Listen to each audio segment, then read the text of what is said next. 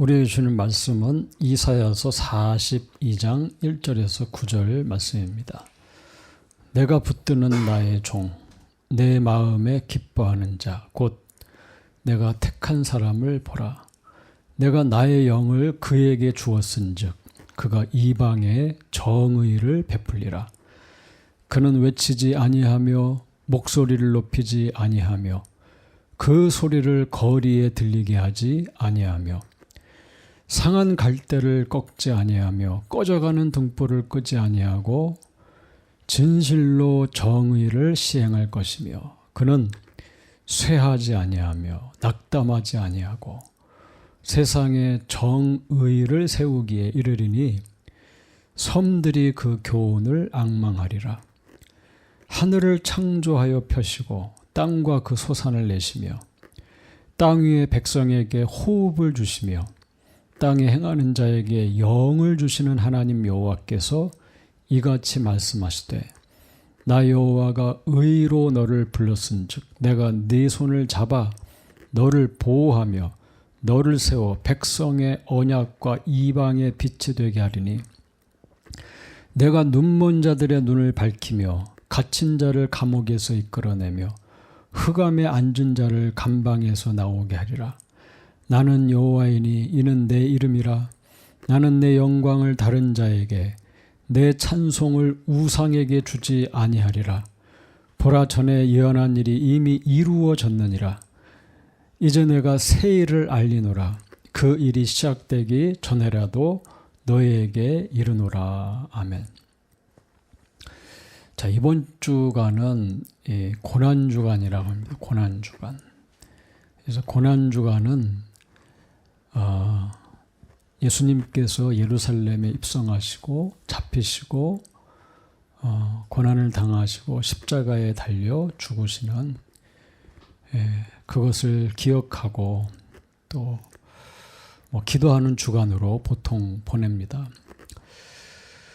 그런데 여러분 이것을 아셔야 되기 때문에 이 부분을 좀 설명하고 얘기를 하려고 해요. 고난주간, 그러니까 부활절을 기준으로 해서 부활절 전날 밤까지를 기준으로 해서 이전에 40일 동안을 사순절이라고 그래요. 수는 10이기 때문에 사순절이라고 하고 40일. 그리고 이번 주간을 이제 고난주간이다 이렇게 얘기하는데 이것을 사순절을 절기로 지키는 것을 생각해 봐야 돼요. 이것은 역사적으로 보면 로마 카톨릭 교회가 정한 기념 행사입니다. 로마 교회가 정한 순환주간 기념 행사가 사순절이고 고난주간이에요. 예루살렘 교회, 초기 교회들은 사순절을 지키거나 이런 것을 하지 않았습니다. 성경에도 사순절을 지키라는 그런 말씀이 나오지 않아요. 이 40일 동안 로마 천주교회는 금식을 시켰어요. 권장하고 고기를 먹지 못하게 했습니다. 그리고 나서 사육제를 하고 고기를 아주 많이 먹은 다음에 고기 양을 점점 줄여가다가 이제 이번 주 고난주간 특별히 금요일, 성금요일이란 금요일에는 완전히 고기를 먹지 못하게 했습니다. 근데 문제는 뭐냐면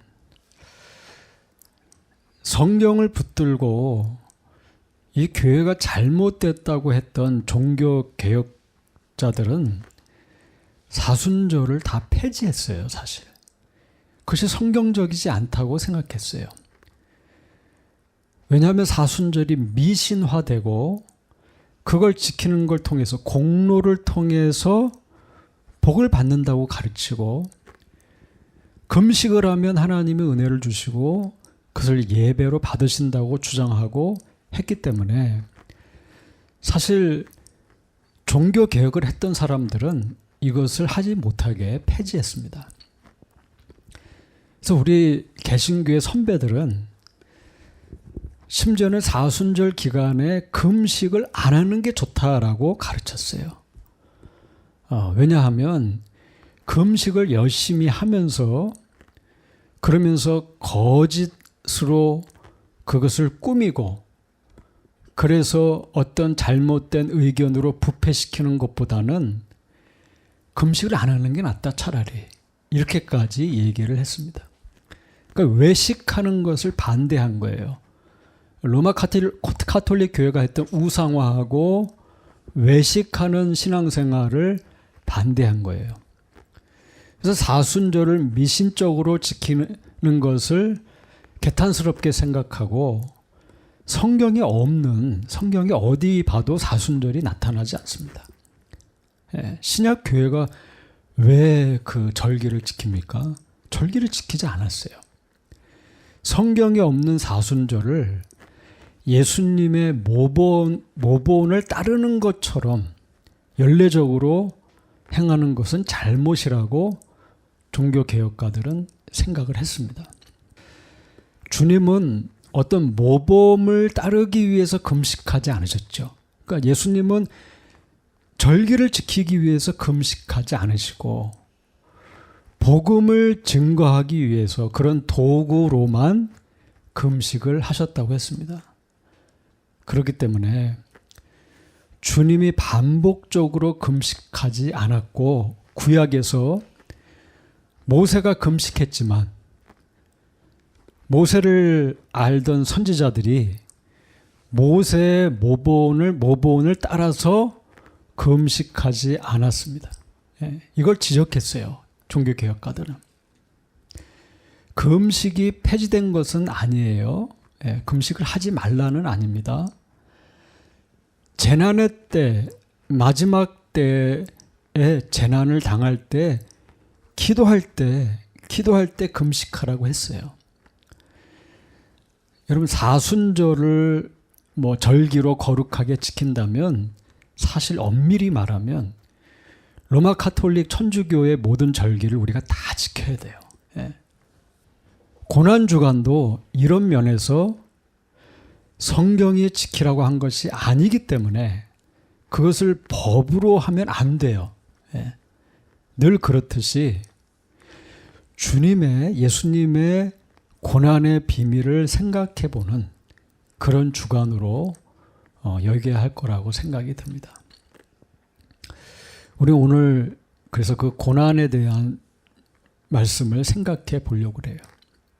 고난의 이유에 대해서 한번 생각을 해보려고 한다는 겁니다. 우리에게 주신 복음의 이유라고도 할 수 있어요. 성경은 예수님에 대한 책입니다. 그래서 구약은 앞으로 오실 예수님을 말하고 또 신약 성경은 오신 예수님에 대해서 그리고 계시록은 다시 오실 예수님을 말씀하고 있어요. 그 성도는 말씀을 통해 예수님을 알고 동행하고 예수님의 오심을 준비하는 것이죠. 이사야 11장에는 이새의 줄기에서 나오는 한 싹을 얘기해요. 싹. 그리고 그분이 그리스도라고 얘기하는 거예요. 그래서 그리스도께서 다스리고 역사하셔서 하나님을 아는 지식이 세상에 충만하게 될 거라고 했어요.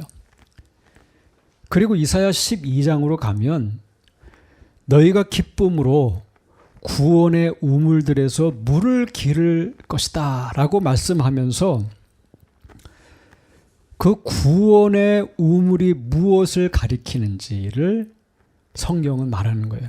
결국 성경 전체가 말하는 구원의 우물은 예수 그리스도를 말한다. 예수님 외에는 구원의 우물이 없어요. 예수님 외에 다른 구원의 우물이 있다고 가르치는 게 현대의 사상이에요. 티어리예요. 가르침이에요. 범신론이라는 거예요. 포스트 모더니즘의 중요한 그런 잘못된 사상이에요. 우리가 성경을 읽고 깨달아서 알아야 되는 것은 구원의 우물이잖아요. 구원. 어떻게 구원을 받을까? 어떻게 내가 구원을 받을까?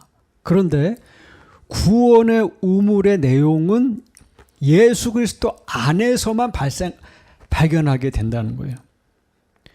이 말은 뭐냐면 여러분 삶을 살다 보면 목이 말라요. 내 인생의 깊은 목마름을 경험해요. 근데 내 인생의 깊은 목마름을 채워주실 수 있는 분은 예수님밖에 없다는 겁니다.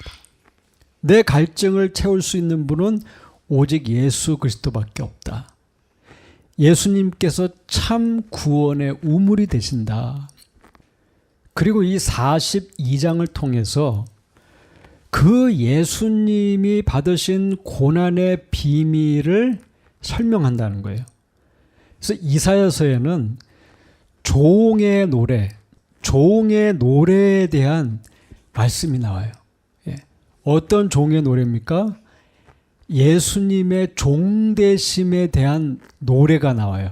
이게 42장, 여기 읽은 거, 49장, 50장, 그 유명한 52장, 53장, 이게 종에 대한 예언의 말씀이에요.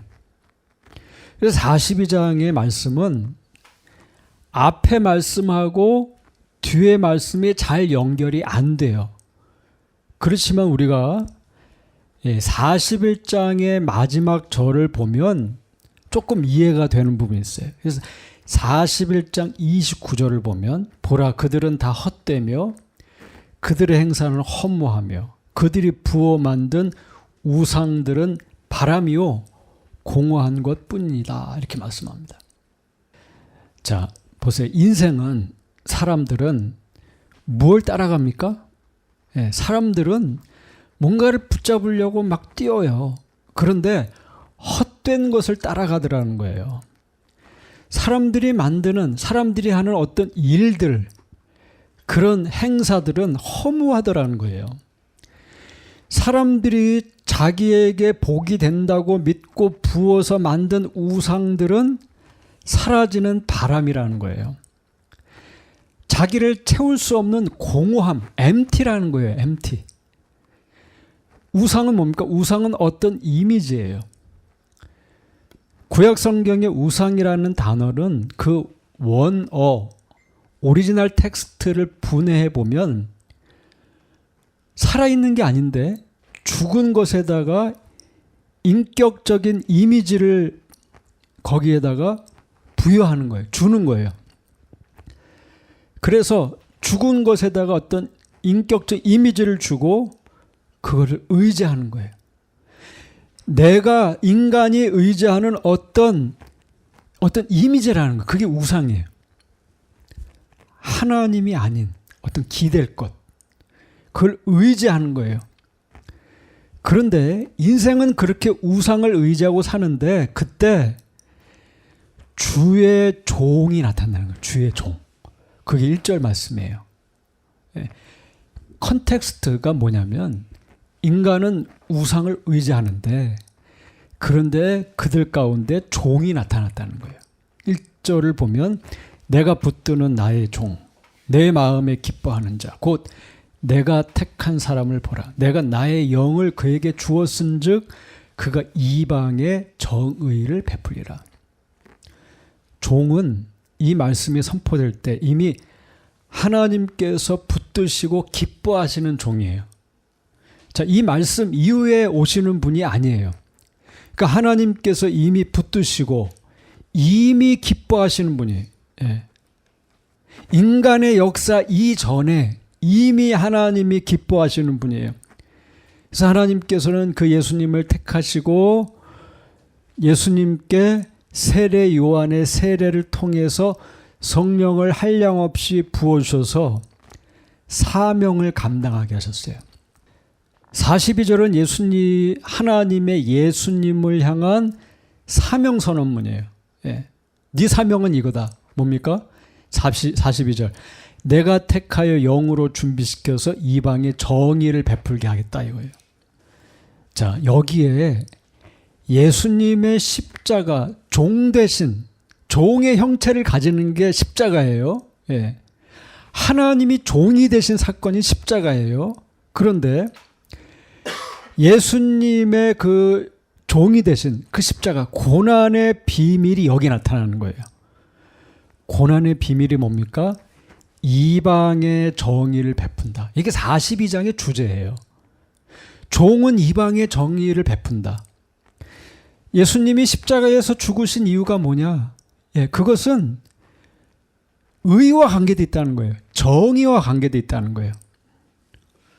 자, 예수님께서는 이방의, 열방의 정의를 베푸는 분이다라고 설명해요. 여기뿐만 아니에요. 몇 군데가 이게 나와요. 이 말씀에서 계속적으로 반복되는 말씀이에요.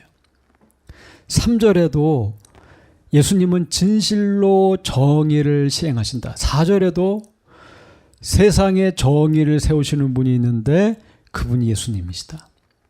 자, 이 말씀을 보면 예수님께서 이 땅에 오신 이유, 사명, 복음의 본질이 뭔지가 분명하게 나타나요. 예수님께서는 정의를 이루시기 위해서 오신 분이다. 근데 이 정의는 이후에 일어나는 어떤 일과 관계가 돼 있어요. 이 정의는 우리가 생각하는 어떤 전쟁 상황, 사람들 사이에서 이루어지는 정의 이런 게 아니에요. 누가 옳은가 이런 게 아니에요.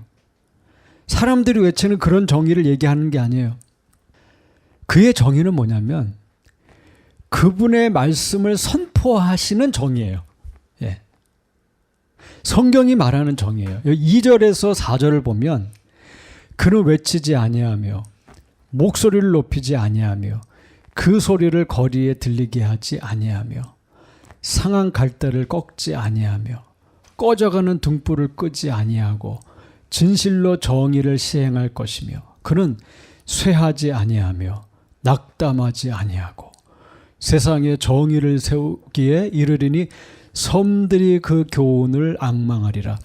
자, 예수님께서는 어떤 정의를 행하십니까? 어떻게 고난의 그 이유가 이루어집니까? 어떻게 복음이 완성됩니까? 예수님은 외치지 않으셨어요. 목소리를 높이지 않으셨어요. 주님은 상한 갈대를 꺾지 않으셨어요. 주님은 꺼져가는 등불을 끄지 않으셨어요. 그리고 그분께서 이 일을 하실 때 쇠하거나 낙담하지 않으세요. 그리고 그의 교훈을 섬들이 앙망했어요. 사람들은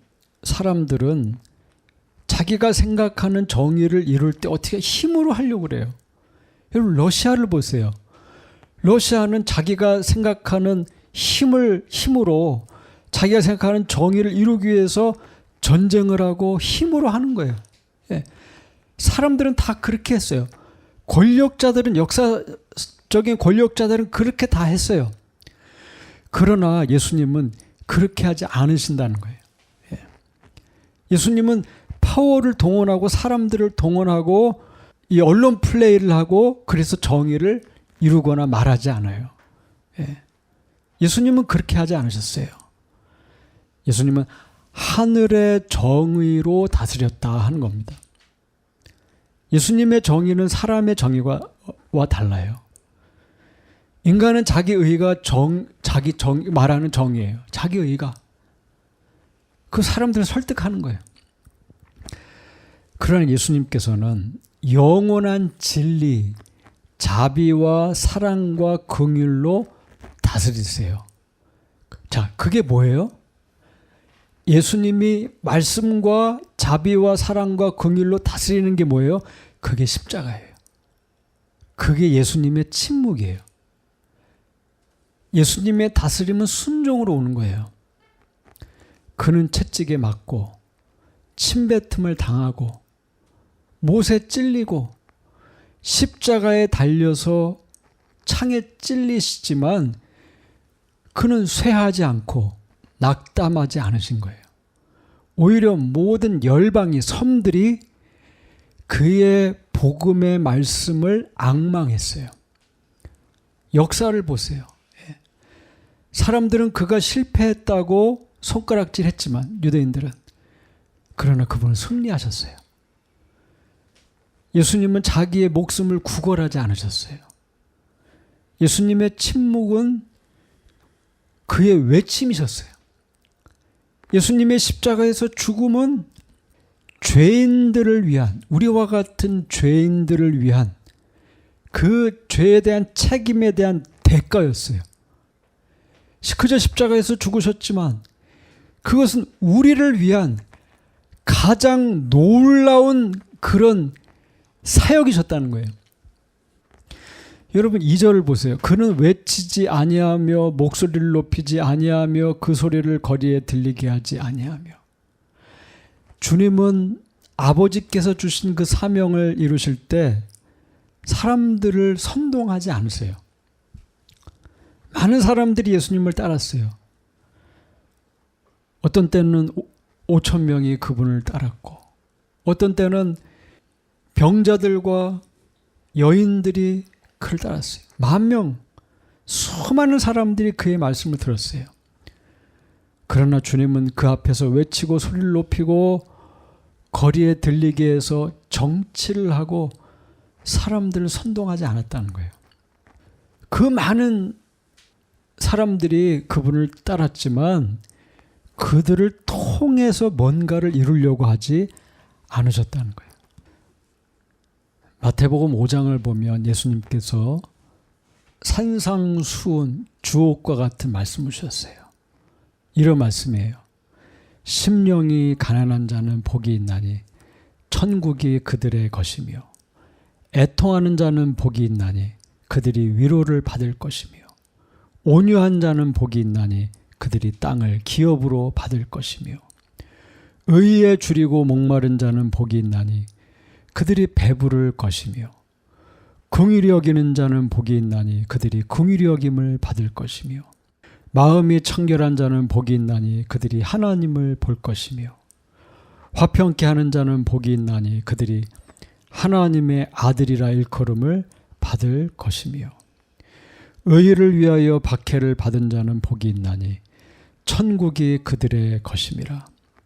나로 말미암아 너희를 욕하고 박해하고 거짓으로 너희를 거슬러 모든 악한 말을 할 때에는 너희에게 복이 있나니 기뻐하고 즐거워하라. 하늘에서 너희의 상이 큼이라. 너희 전에 있던 선지자들도 이같이 박해하였느니라.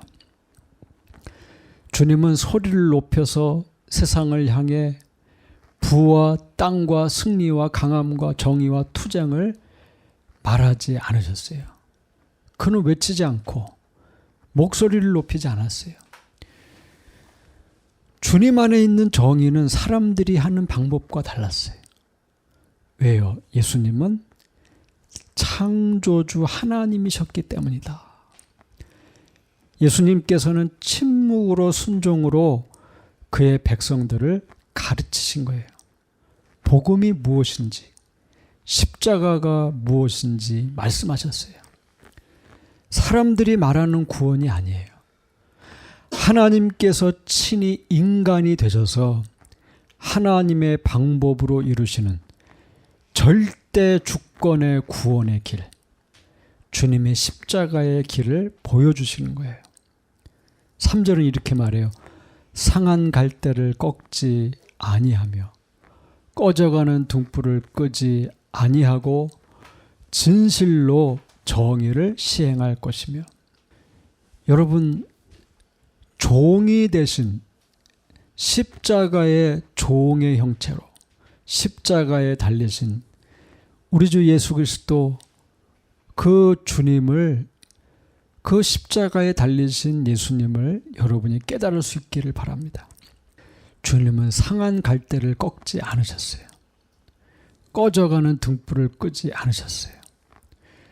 주님은 오히려 그 상한 영혼들을 환영하시고 예수님 앞에, 그분 앞에 오라고 하시는 분이에요. 상한 심령을 찾으신다 그래서 찾으시는 주님. 주님은 저와 여러분을 향해 긍휼과 자비로 기다리는 분이다. 이것이 우리에게 주어진 복음의 내용이에요. 방법이에요. 이것이 예수님께서 사명을 이루신 방법이에요. 하늘의 정의는 그렇게 이루어졌어요. 마태복음 12장에서 마태는 이사야의 말씀을 인용해요. 12장 9절 이하에. 자, 회당에 들어가셨어요. 안식일입니다. 근데 거기 손 마른 사람이 있는 거예요. 사람들이 그분에게 말해요. 안식일에 병 고치는 것이 옳습니까? 예수님께서 말씀하세요. 12장 12절, 11절. 예수께서 이르시되 너희 중에 어떤 사람이 양 한 마리가 있어 안식일에 구덩이에 빠졌으면 끌어내지 않겠느냐. 사람이 양보다 얼마나 더 귀하냐. 그러므로 안식일에 선을 행하는 것이 옳으니라 하시고 이에 그 사람에게 이르시되 손을 내밀라 하시니 그가 내밀매 다른 손과 같이 회복되어 성하더라. 바리새인들은 예수님을 죽이려고 의논하고 주님은 자기를 나타내지 말라고 경고하세요. 그리고 마태가 그러는 거예요. 18절 이하에 보라 내가 택한 종 곧 내 마음에 기뻐하는 바 내가 사랑하는 자로다. 내가 내 영을 그에게 줄 터이니 그가 심판을 이방에 알게 하리라. 그는 다투지도 아니하며 들레지도 아니하리니 아무도 길에서 그 소리를 듣지 못하리라. 상한 갈대를 꺾지 아니하며 꺼져가는 심지를 끄지 아니하기를 심판하여 이길 때까지 하리니 또한 이방들이 그의 이름을 바라리라 함을 이루려 하심이니라. 여러분, 예수님의 정의는 무엇입니까? 자기를 죽이려고 하는, 사람들이 자기를 죽이려고 하는 죽음의 위협 속에서도 유대인의 율법을 어겨서라도 구덩이에 빠진 한 마리 양을 살려내는 것이 예수님의 정의예요. 병든 사람을 불쌍히 여기고 그를 고쳐주시고 자신을 죽이려는 위협 속에서도 묵묵히 자기를 드러내지 않고 상한 갈대와 같은 인생, 꺼져가는 심지와 같은 인생들을 죽기까지 만져주시는 예수님. 이것이 예수님이 말하는 정의라는 거예요. 저와 여러분처럼 상처를 많이 받은 사람들, 상한 사람들, 갈대와 같은 사람들, 인생의 쓴뿌리로 고통하는 우리를 치유해 주시는 것, 사랑해 주시는 것이 예수님의 정의예요. 복음은 불쌍히 여기는 거라는 거예요. 복음이 뭐냐? 복음은 불쌍히 여기는 것이다. 싸워 이기는 게 복음이 아니라는 거예요. 복음은 불쌍히 여기는 것이다. 측은히 여기고 귀하게 여기는 것이다. 그가 귀하기 때문이 아니라 주님이 그렇게 보시기 때문에 이리 때로부터 이리저리 밀려 갈 곳 없는 그런 양들을 건져내시는 주님, 사회적인 낙오자, 버려진 사람들, 더럽다고 취급되는 사람들, 그런 사람들을 불쌍히 여기는 주님의 마음, 그 마음으로부터 온전한 정의가 나온다는 거예요. 그 온전한 복음은 결국 불쌍히 여기는 사랑의 마음으로부터 온다는 겁니다. 그 사랑이 순종을 이룬 거예요. 십자가가 그런 거라는 겁니다. 주님은 그의 사명을 이루셨어요. 어떻게 해요? 싸워 이겼어요. 자기를 쫓는 만 명의 사람들, 그 많은 사람들을 선동해서 총칼로 싸워서 투쟁했어요. 사람들은 그렇게 해요. 투쟁을 합니다. 그러나 주님은 그런 방법을 사용하지 않았다는 거예요. 뭐예요? 불쌍히 여겼다. 불쌍히 여겼다. 사랑으로 하시고 말씀으로 가르쳤다. 그것으로 아버지의 주신 사명을 감당하셨다는 거예요. 그게 십자가라는 거예요. 여러분, 우리가 이 시즌에 정말 배워야 되는 게 뭐예요? 그건 예수님의 마음이라는 거예요. 불쌍히 여기는 마음. 거기에 예수님의 정의가 있는 거예요. 순종의 마음. 4절을 보면 그는 쇠하지 아니하며 낙담하지 아니하고 세상에 정의를 세우기에 이르리니 섬들이 그 교훈을 앙망하리라. 아멘.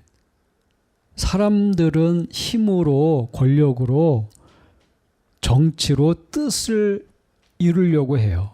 그러나 인간 역사를 보면 그렇게 올라가던 사람들이 다 쇠합니다. 다 절망해요. 아무리 강한 권력도 결국 숙적을 만나요. 때가 되면 숙적을 만나서 힘이 빠지고 쇠해집니다. 근데 주님은 쇠하지 않았다는 거예요. 이게 성경이 말하는 거예요. 주님은 결코 낙담하지 않으셨다는 거예요. 오히려 예수님은 부활하셔서 승천하시고 온 땅을 다스리시면서 우리를 위해 기도하신다. 그죠? 인생을 향한 온전한 정의, 사랑으로 공율로 찾아오셔서 그를 앙마하는 자들을 붙드시고 말씀하시는 거예요. 가르치시는 거예요. 그 십자가는 하나님의 의를 이루기 위한 유일한 방법이라는 거예요. 그래서 유일한 방법이다. 죄에 대하여 진노하신 하나님의 의를 만족시키는 유일한 방법이라는 거예요. 그의 십자가의 사랑과 대속의 진리는 그래서 모든 인생들이, 모든 섬들이 앙마하는 진리가 된 거예요.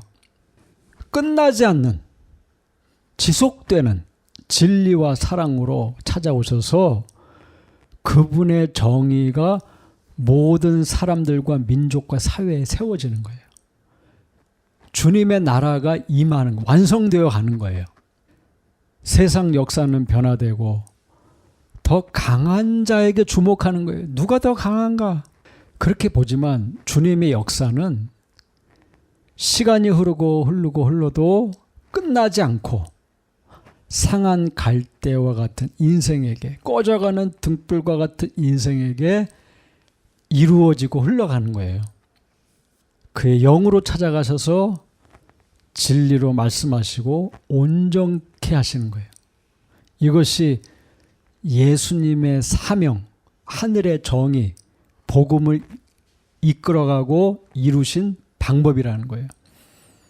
여기 6절과 7절을 보면 나 여호와가 의로 너를 불렀은즉 내가 내 손을 잡아 너를 보호하며 너를 세워 백성의 언약과 이방의 빛이 되게 하리니 내가 눈먼 자들의 눈을 밝히며 갇힌 자를 감옥에서 이끌어내며 흑암에 앉은 자를 감방에서 나오게 하리라.